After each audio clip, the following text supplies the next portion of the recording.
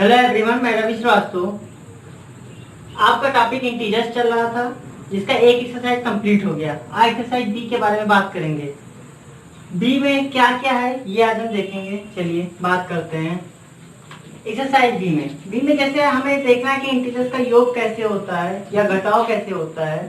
Integer यानी कि पूर्णांक, है ना। तो पूर्णांक का जोड़ना घटाना सिंपली तरीके से हम सभी लोग जानते हैं, लेकिन यहाँ पे कुछ थोड़ा सा हट के बताया गया है। क्या? जैसे इन्होंने कह दिया कि जो धन पूर्णांक है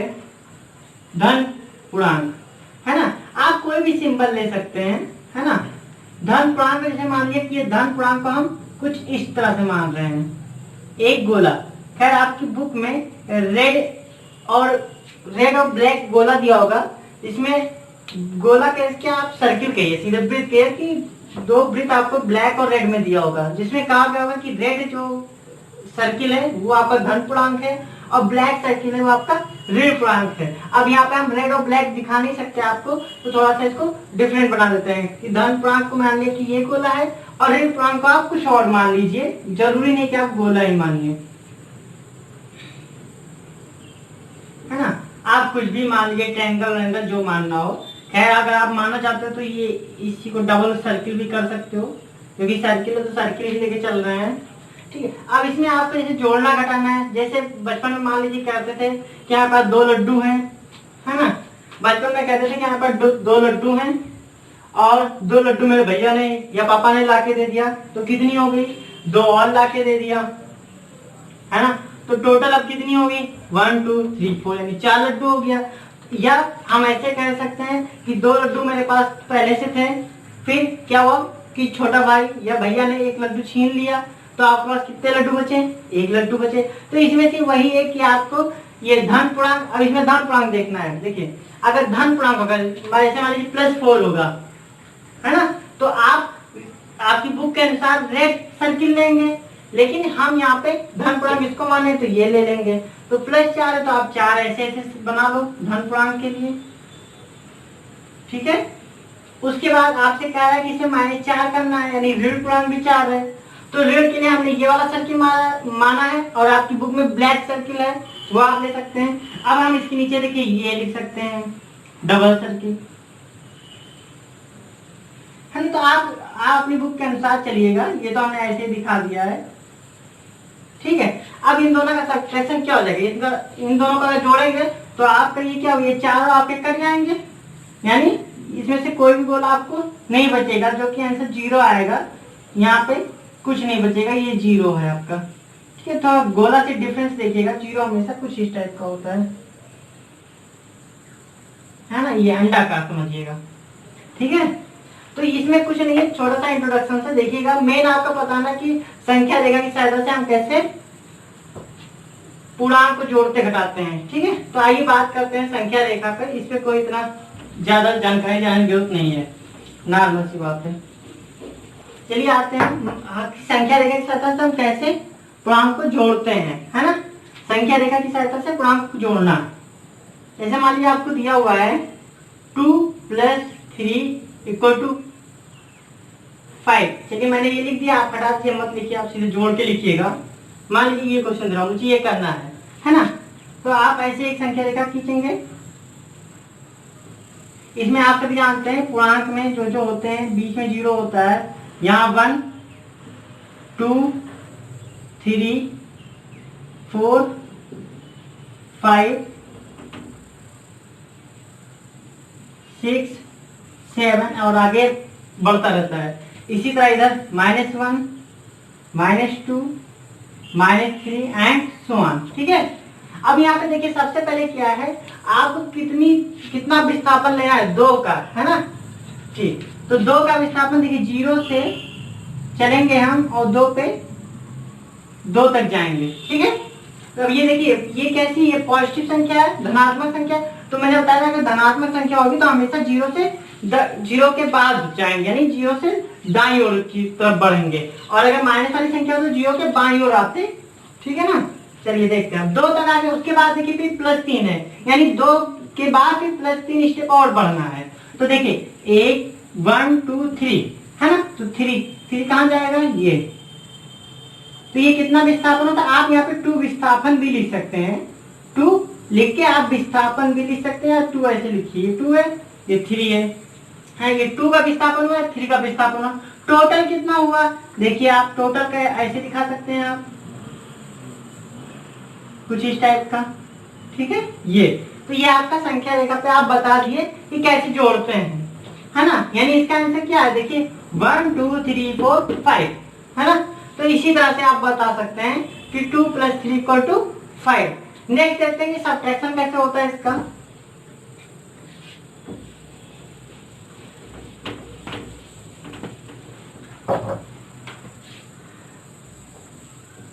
मान लीजिए हमने क्या किया, -5 + 3 ले लिया, इसको दिखाना है संख्या रेखा की सहायता से।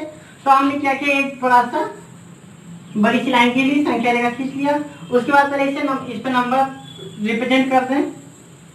ये आपका 0 हो गया, 1 हो गया, 2 3 4 और ये 5, और आप आगे बढ़ सकते हैं इसी तरह से।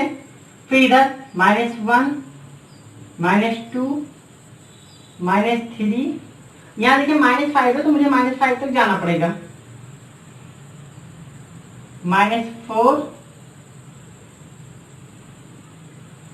और -5, और आगे ये बढ़ता रहेगा, ठीक है। अब देखिए पहले क्या है, -5, मैंने कहा था कि ऋणात्मक संख्या होगी तो हमेशा 0 से बाईं ओर की तरफ बढ़ेंगे। तो कितने का विस्थापन हो रहा है, -5 का। तो हम यहाँ से उठाएंगे 0 से और कहाँ जाएंगे, आप काउंट कर सकते हैं अगर नहीं कर सकते, 1 2 3 4 5, -5 इधर आ गया।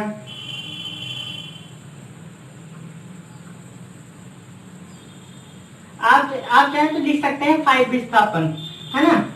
यानी ये -5 विस्थापन हुआ, 5 का विस्थापन हुआ, ठीक है। फिर यहाँ पे कितना हुआ, उसके बाद 3 का। अब देखिए 5 के बाद 3 का करना है ना, तो 3 पॉजिटिव है तो हमेशा क्या दाईं ओर जाएंगे, दाईं ओर चलते हैं। देखिए कितना जाना होगा, यहाँ से स्टार्ट करेंगे 1 2 3,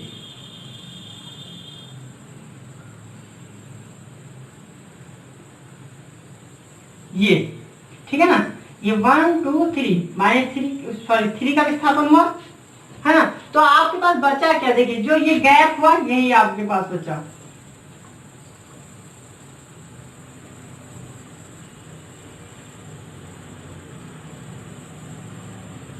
ये कितना बचा, -2, है ना। तो -2 इसका आंसर आ जाएगा।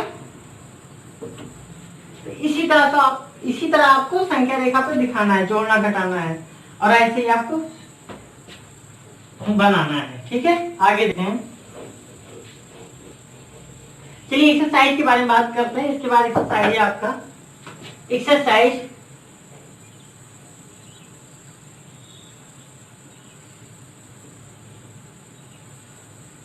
3B1 हो गया था, आप 1 देख लीजिएगा पिछली क्लास में। अब इसमें क्या है, चलिए देखते हैं।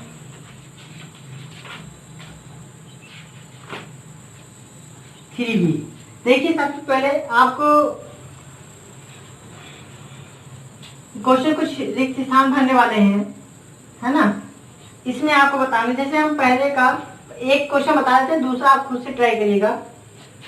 पहला बता रहा हूं, कुछ इस टाइप का बना हुआ है आपके पास।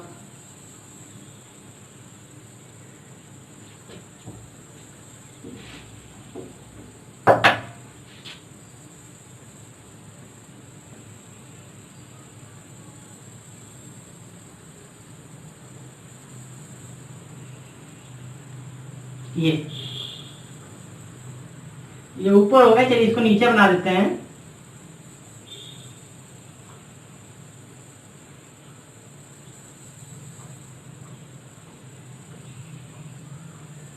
ऐसे ही एक और बना हुआ है,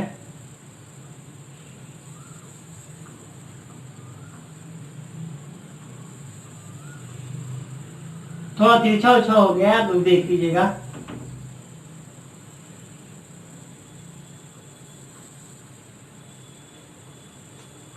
ठीक है, ये 3 आपको दिया गया है। यहाँ पे देखिए, यहाँ पे 4 नंबर है, यहाँ 9 है आपका, और यहाँ पे 15 है ना। यहाँ पे -3 है, यहाँ पे -7 है। उसके बाद यहाँ पे 21 है, यहाँ पे 11 है, बीच में 10 है, -9 और यहाँ -13। उसके बाद नेक्स्ट में 17, -15, -18, 14 और बीच में क्वेश्चन मार्क, यानी बीच में आपको बताना है क्या फिल होगा, है ना। तो इसमें देखिए, इसमें रिलेशन देखते हैं, ये कैसा रिलेशन बना हुआ है ना। जैसा इन दोनों में रिलेशन बना होगा वही रिलेशन हम तीसरे वाले के साथ में दिखा देंगे। जैसे देखते हैं, अगर हम इन दोनों को जोड़ दें, है ना, तो इन दोनों को अगर हम ऐड कर दें, इसको इसमें जोड़ दें और इस वाले को इसमें जोड़ दें, ये प्लस करना है हमको, ठीक है। देखिए 15 और 4, 15 प्लस 4, है ना। और दूसरा क्या था आपका 7, 3, यानी कि यहाँ पे हम ब्रैकेट लगा के -7 और -3 ले लेते हैं, इन दोनों को जोड़ देंगे। तो 15 4 कितना हुआ, 19 हुआ आपका, और -7 और -3 कितना हुआ, 10 हुआ, ठीक है, -10। अब यहाँ पे देखिए बीच में 9 आ रहा है आपका, बीच में 9 आ रहा है, तो हम इसमें ऐसी कौन सी, इसमें आप ऐसे कर लो, इसमें हम कौन सा साइन लगा दें, कौन सा चिन्ह लगा दें जिससे 9 आ जाए, है ना। तो अगर हम इसको प्लस कर दें, यहाँ प्लस लगा देते हैं, अगर प्लस लगा दें तो 19 और प्लस माइनस 10, तो कितना हो गया, 19 में से 10 गया, 9 आ गया आपका, है ना। सेम इसी तरह इसमें चेक करते हैं, 21 21 है, इसको ऐसे आप खींच दीजिए, 21 में क्या करेंगे, 13 ऐड करना ना। देखिए यहाँ पे 13 ऐड किया था, तो चेक कर लेते हैं क्या इसमें भी आप फॉलो कर रहे हैं ये। अच्छा ऐड करेंगे, ऐड कर लीजिए, -13 लिख लीजिए, अभी आगे माइनस हटा देंगे। फिर यहाँ पे बीच में प्लस लगाया था ना, तो यहाँ पे हम प्लस लगा देते हैं। फिर यहाँ पे किसको जोड़ना है, 11 प्लस -9 को, है ना। चलिए 21 प्लस माइनस हो जाएगा, तो 21 - 13 हो जाएगा, प्लस 11 - 9 हो जाएगा आपका। 21 में से 13 गया, कितना बचा, 8, प्लस 11 में से 9 गया, 2, और 8 और 2 10। देखिए बीच में 10 है ना। सेम प्रोसेस यहाँ भी करना है। यहाँ पे क्या करेंगे, इन दोनों को जोड़ेंगे, 17 और 14 को। चलिए जोड़ते हैं 17 और 14, और बीच में ऑपरेशन प्लस का लगाना था, प्लस का लगा देते हैं, और यहाँ -15 और -18 को जोड़ दें,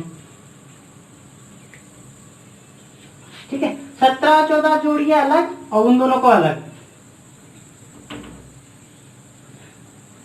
7 4 11 के 1 1 2 और 3, और यहाँ पे प्लस है और माइनस बाहर आएगा, माइनस आ जाएगा, इन दोनों को जोड़ दीजिए, 8 5 13 के 3 और 1 1 2 1 3, ठीक है। तो 31 - 33 यानी कि -2, है ना। तो यहाँ पे क्या फिल होगा, -2, यहाँ पे आपका क्या हो जाएगा, -2।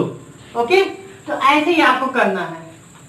दूसरा क्वेश्चन भी सेम इसी तरह से है, ऐसे ही आपको रिलेशन बनाना है 2 के साथ में, फिर तीसरे में वही अप्लाई कर देना है। नेक्स्ट क्वेश्चन देख लेते हैं।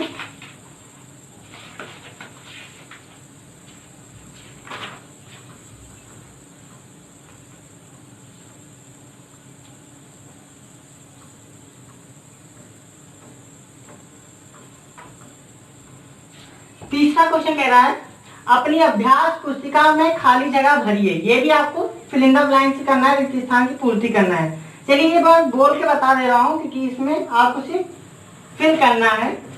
कह रहा है तीसरे का पहला है, 2 पूर्णांकों का योगफल सदैव होता है ना। तो देखिए अब मैंने आपको बताया था क्लोजर प्रॉपर्टी, यानी कि क्लोजर प्रॉपर्टी संवरक प्रगुण, है ना। संवरक प्रगुण आपने पढ़ा था, उसमें क्या कहा गया था कि अगर हम कोई भी 2 पूर्णांक लेते हैं और उसको योग करते हैं, उसको जोड़ते हैं, तो कैसी संख्या मिलती है, पूर्णांक ही तो मिलती है। 2 पूर्णांक को जोड़ने पर पूर्णांक ही मिलती है, क्योंकि पूर्णांक जो है संवरक प्रगुण को रखता है। इसीलिए हमेशा दो पूर्णांक को जोड़ने पे कौन सी संख्या मिलेगी, पूर्णांक ही मिलेगी, है ना। तो ये क्या हो जाएगा, यहाँ पे आप क्या फिल करेंगे, का वाले में, तीसरे के का में आप फिल करेंगे पूर्णांक, है ना। दो पूर्णांक को जोड़ोगे, एग्जाम्पल देख लो, एग्जाम्पल देख लीजिए आप। 3 मान लीजिए एक पूर्णांक है, दूसरा है 2, 3 2 5 हो गया, तो 5 यहाँ पे 3 भी पूर्णांक था, 2 भी पूर्णांक है, और 5 आया वो भी आपका पूर्णांक है ना। तो दो पूर्णांकों का योगफल सदैव पूर्णांक होता है, क्योंकि ये समरस परिपूर्ण रखता है। दूसरा, इसका तीसरे का खा कह रहा है दो धन पूर्णांकों का योगफल होता है। देखिए अब जब धन पूर्णांक है, ठीक है, दोनों धन पूर्णांक को जोड़ेंगे तो कैसी संख्या मिलेगी, देखिए यहाँ पे ये दोनों कैसी संख्या है, ये भी 3 भी धन पूर्णांक है, 2 भी धन पूर्णांक है, दोनों को जोड़ने पे हमको मिला 5 मिला, और 5 कैसी संख्या है, ये भी धन पूर्णांक है, यानी दो धन पूर्णांक को जोड़ने पे सदैव क्या मिलेगा, धन पूर्णांक मिलेगा। तो इसके खा में आप क्या फिल करेंगे, धन पूर्णांक,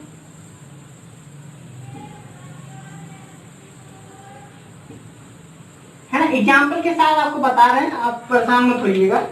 अब देखिए दो ऋण पूर्णांकों का योगफल सदैव होता है ना। आप कोई भी एक एग्जाम्पल लेके देख सकते हैं, जैसे -3 और -2 ही ले लें, है ना।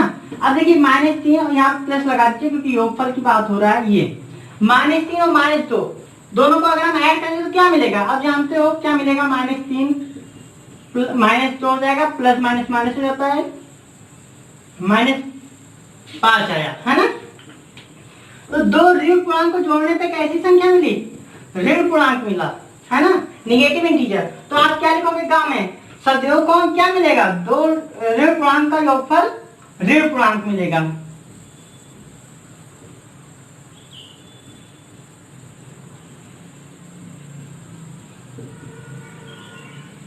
ऋण पूर्णांक मिलेगा, ठीक है। अब आगे आ रहे चौथा क्वेश्चन से आपका सत असत बताना है, ठीक है। तो यहाँ पे भी आप देखिए समझाते हुए चल रहे हैं, किसी पूर्णांक तथा इसके योगात्मक प्रतिलोम का योगफल 0 होता है, ये सत्य है असत्य आपको बताना। चलिए बताते हैं क्या होता है। देखिए आपको बताया था पिछली क्लास में कि योगात्मक प्रतिलोम होता क्या है ना। मैंने बताया था एक क्वेश्चन भी था उसमें 21 वाला, -21 था, और इसका योगात्मक प्रतिलोम पूछ रहा था।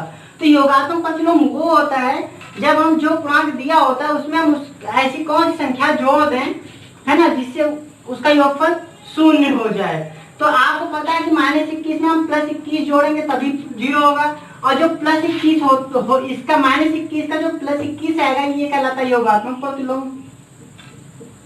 ये चीज मैंने पिछली क्लास में भी बताया था आपको, यह आपका योगात्मक प्रतिलोम कहलाएगा, ठीक है। यहाँ पे बात क्या है, किसी पूर्णांक का इसकी योगात्मक प्रतिलोम का योगफल 0 होता है। तो देखिए किसी पूर्णांक और उसकी योगात्मक प्रतिलोम का योगफल क्या आया, 0 आया, 0 आया, है ना। तो ये क्या हो जाएगा आपका पहला, चौथे का फर्स्ट, चौथे का क्या हो जाएगा, सत्य, है ना। दूसरा देखिए तीसरे का खा बोल दिया था, चौथे का खा देखिए 0 ऋण पूर्णांक है। चलिए ये भी देखते हैं 0 ऋण पूर्णांक है या नहीं, चेक करते हैं। देखिए मैंने जब भी ऋण पूर्णांक के बारे में बताया था तो ये मैंने लाइन खींची थी, बीच में 0 रखा था, फिर 1 2 3 एंड इधर आगे बढ़ता गया, यहाँ -1 -2 -3 और ये बढ़ता गया। देखिए मैंने बताया था उसी समय कि जो ये वाले नंबर्स होते हैं ये पॉजिटिव नंबर होते हैं, धन पूर्णांक कह सकते हो, पॉजिटिव इंटीजर भी आप कह सकते हो, ठीक है। और मैंने कहा था ये वाले जो नंबर होते हैं 0 के इस तरफ बाएं साइड ये नेगेटिव इंटीजर होते हैं, यानी ऋण पूर्णांक आप कह सकते हो, इंटीजर, ठीक है ना। तो जो 0 0 तो ना धन पूर्णांक में आया ना ऋण पूर्णांक में आया, तो 0 क्या है, 0 ना तो धनात्मक संख्या है ना ही ऋणात्मक संख्या है, ठीक है ना। तो 0 आपका धन पूर्णांक नहीं है। और यहाँ पे क्या पूछा है, चौथे का खा में पूछा है कि 0 ऋण पूर्णांक है, तो ऋण पूर्णांक 0 नहीं है। देखिए कहीं 0 ऋण पूर्णांक में आता है, नहीं आता, तो ये क्या हो जाएगा, ये असत्य हो जाएगा, ठीक है। आप असत्य लिख लीजिएगा। ठीक, नेक्स्ट इसका गा कह रहा है दो ऋण पूर्णांकों का योगफल धन पूर्णांक होता है।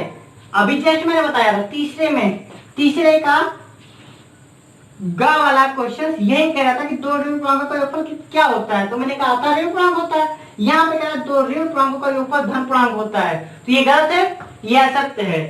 ऋण पूर्णांक होगा असत्य, ये भी असत्य हो जाएगा आपका, ठीक है ना। उसके बाद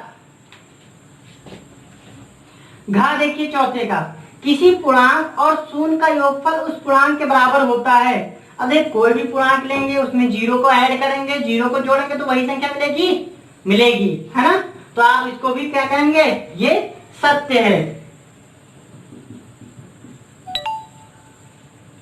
ठीक है। उसके बाद इसका चा है, एक ऋण पूर्णांक और एक धन पूर्णांक का योगफल सदैव धन पूर्णांक होता है। चलिए देखते हैं होता है नहीं होता है। इसका घा के बाद चा दिया हुआ है, चौथे का चा, है ना। एक ऋण पूर्णांक और एक धन पूर्णांक का योगफल सदैव धन पूर्णांक होता है। देखते हैं होता है नहीं होता है। एक ऋण पूर्णांक मैंने मान लिया 2 है और एक धन पूर्णांक मैंने मान लिया +2 है ना। तो देखिए क्या आ गया, शून्य आ गया, है ना। एक और देख लेते हैं, एक ऋण पूर्णांक में 2 है और यहाँ धन पूर्णांक 3 है। क्या आ गया, 3 में से 2 गया, 1 आ गया, है ना। एक और ले लेते हैं, -3 + 2 क्या आ गया, -1, है ना। 3 केस बना इसका, कितने केस बने, 3 बने। अगर हम एक धन पूर्णांक एक ऋण पूर्णांक के जोड़ो तो क्या आया, शून्य आया। शून्य आप जानते हो ना तो धनात्मक संख्या ना ही ऋणात्मक संख्या है। फिर यहाँ पे देखिए दूसरे केस में मैंने क्या किया, एक ऋण पूर्णांक एक धन पूर्णांक को ऐड किया, जोड़ा, क्या आया, 1 आया। 1 कैसी संख्या, धन पूर्णांक है ना। नेक्स्ट देखते हैं, -3 + 2 कितना आया, -1 आया, ये ऋण पूर्णांक है। तो देखिए एक धनात्मक एक ऋणात्मक संख्या को जोड़ने पर कोई भी संख्या आ सकती है, वो धन भी हो सकती है, ऋण भी हो सकती है और शून्य भी हो सकती है ना। तो इसने क्या कहा, इसने कहा कि एक ऋण और एक धन पूर्णांकों का योगफल सदैव धन पूर्णांक होता है। यहाँ पे सदैव कहाँ धन पूर्णांक होता है, इसका मतलब ये क्या हो जाएगा, ये आपका असत्य हो जाएगा, यानी चावल आपका असत्य है, ठीक है। उसके बाद बात कर लेते हैं छा की, इसके छा ले लीजिए, चौथे का ही छा। क्या कह रहा है, संख्या रेखा पर -18 और +18 शून्य से समान दूरी पर है। देखिए मैं -18 नहीं जाऊंगा, इतना लिखना पड़ेगा, आपको छोटा सा बता देता हूँ, 0 1 2 एंड सो -1 -2, है ना। देखिए 0 से अगर हम 2 की डिस्टेंस नापे तो 2 ही तो आ रहा है, और अगर हम 0 से इधर भी देखें -2 तक तो भी तो 2 ही का डिस्टेंस आ रहा है ना। तो यानी कि एक ही संख्या एक ही नंबर दोनों तरफ ऋणात्मक और धनात्मक में होंगे तो वो उनका क्या होगा, उनकी डिस्टेंस हमेशा समान होगी, है ना। तो संख्या रेखा में -18 और +18 शून्य से समान दूरी पर होते हैं, है ना, शून्य से समान दूरी पर होंगे, यानी ये सत्य है। जा वाला इसका देख लीजिए, कह रहा है दो धन पूर्णांकों का योगफल सदैव धन पूर्णांक होता है। मैंने अभी बताया था तीसरे का ये का वाला क्वेश्चन है, दो धन पूर्णांकों का योगफल सदैव धन पूर्णांक होता है, ये भी मैं बता चुका हूं अभी, ठीक है। तो ये भी आपका क्या हो जाएगा, सत्य, ठीक है। अब आपका ये एक्सरसाइज खत्म होता है। नेक्स्ट एक्सरसाइज हम अगली कक्षा में पढ़ाएंगे, नेक्स्ट क्लास लेंगे तब। आज के लिए इतना ही, आप पढ़ते रहिए, जो प्रॉब्लम आए वो आप कमेंट कर सकते हैं, पूछ सकते हैं। धन्यवाद।